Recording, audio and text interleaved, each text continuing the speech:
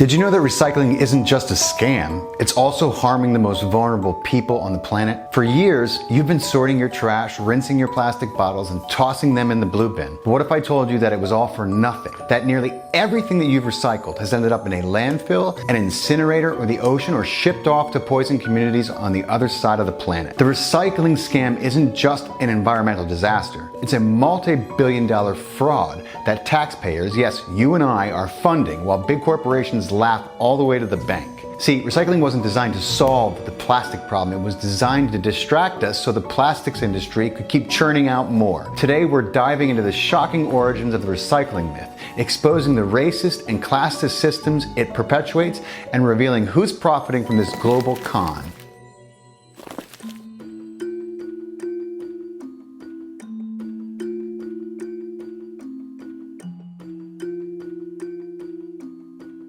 Let's rewind to the 1940s, when plastics were hailed as wartime heroes, lightweight, cheap, and versatile enough to replace steel and wood in tanks and planes. But after the war, with no military demand, the industry had a problem. Too much capacity, not enough customers. Their solution? Transform consumer behavior. Aggressive ad campaigns made single-use plastics synonymous with modern convenience. By the 1960s, America was hooked.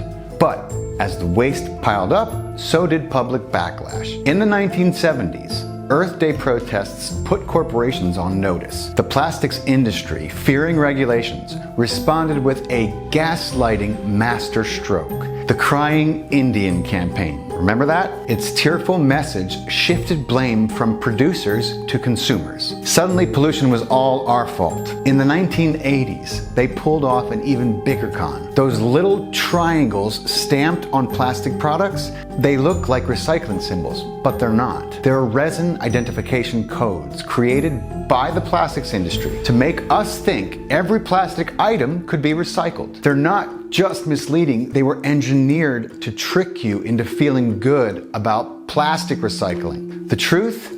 Most plastics can't be recycled at all. They're too expensive, too complex, or degrade too quickly to reuse. So, how did this industry-wide deception get the backing of governments, and why are taxpayers footing the bill?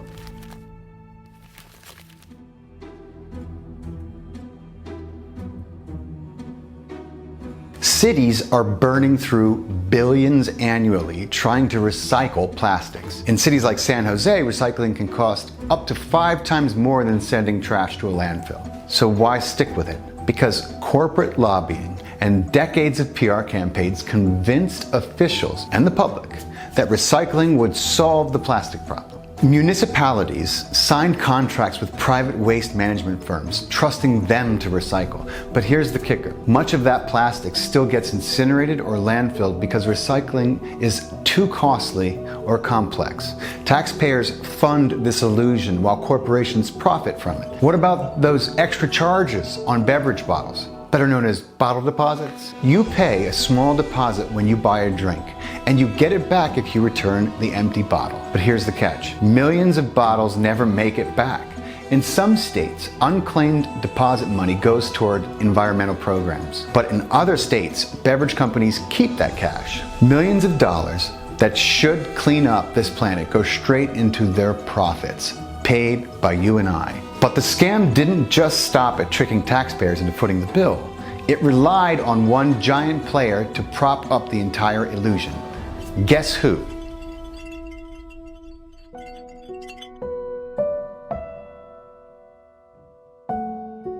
For years, it was China holding up the global recycling house of cards. Wealthy nations like the United States imported cheap goods, then shipped back mountains of plastic trash. But as China's economy evolved, taking foreign garbage no longer made financial sense to them. When they shut the door in 2018, the whole scam unraveled. Since then, only about 5% of the plastic we so carefully sort is actually recycled, which, ironically, often spews out more CO2 than simply landfilling it. From the energy-guzzling trucks and sorting machines to the fossil fuels burned to melt plastic into something new, the whole process is a net negative for the planet. And when plastics are burned, a common fallback, they release dioxins, ferns, and other toxic chemicals that poison the air and nearby communities. Even worse, no one really knows where most of this plastic ends up.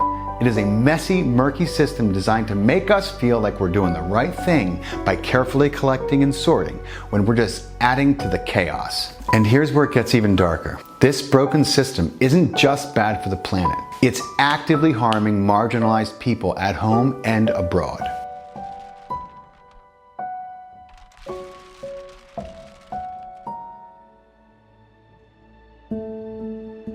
This isn't just an environmental failure, my friends, it's a social injustice. The communities that bear the brunt of this scam are often the most vulnerable. For decades, rich countries have been treating Southeast Asia and Africa like the world's trash can. Many lack the infrastructure to safely process waste, leading to plastic piling up in massive landfills, clogging rivers, or being burned in the open air. Toxic chemicals leach into the soil, the water, and the air, sickening nearby communities and all biological life. This is environmental racism on an international scale. Affluent countries offload their plastics onto poorer nations, leaving them to deal with the deadly consequences. And it's happening here at home too. Landfills, incinerators, and waste facilities are disproportionately located in low-income communities, exposing their residents to polluted air and higher risks of illnesses like asthma and cancer. And the classism doesn't stop there. Low-income urban taxpayers disproportionately foot the bill for this dumpster fire, enduring both the environmental fallout and the financial burden, while corporations rake in profits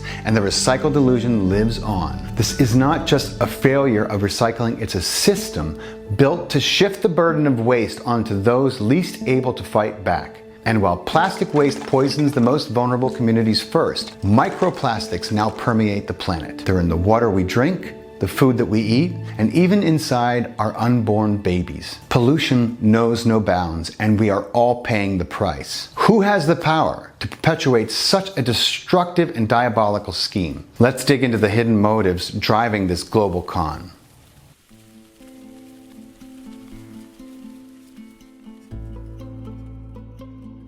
Follow the money, and you'll find the real players behind this scam, my friends. The petrochemical industry. The same companies that pump oil to fuel our cars and heat our homes. Exxon, Chevron, Shell. These are the ones flooding the world with plastics. Why? Because as demand for fossil fuels decline, they're doubling down on plastics to keep their profits flowing. Recycling keeps the system alive. It's the perfect smokescreen, convincing us that plastics aren't so bad because they can be reused, right? And the industry has been hard at work reinforcing the lie with the new Recycling is Real campaign, a multi-billion-dollar effort packed with ads and slogans designed to combat growing skepticism. The same tired message. It's our job to recycle. It's not their job to produce less plastic, right?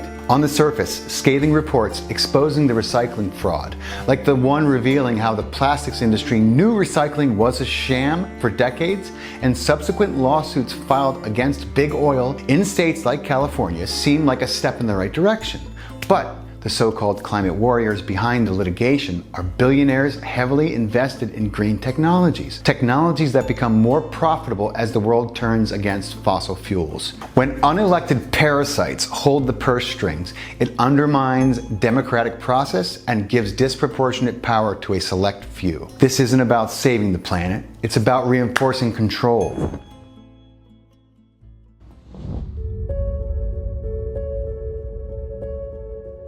Recycling isn't just a fraud, it's the con of the century, sold to us by an industry that never cared about the planet in the first place. It's not just about trash, it's about trust, power, and who pays the price. What does it say about us as a society when a system supposedly designed to save the planet is actually destroying it and targeting its most vulnerable people in the process? It's time to demand the truth, expose the lies, and hold the real culprits accountable. If we don't do it, who will?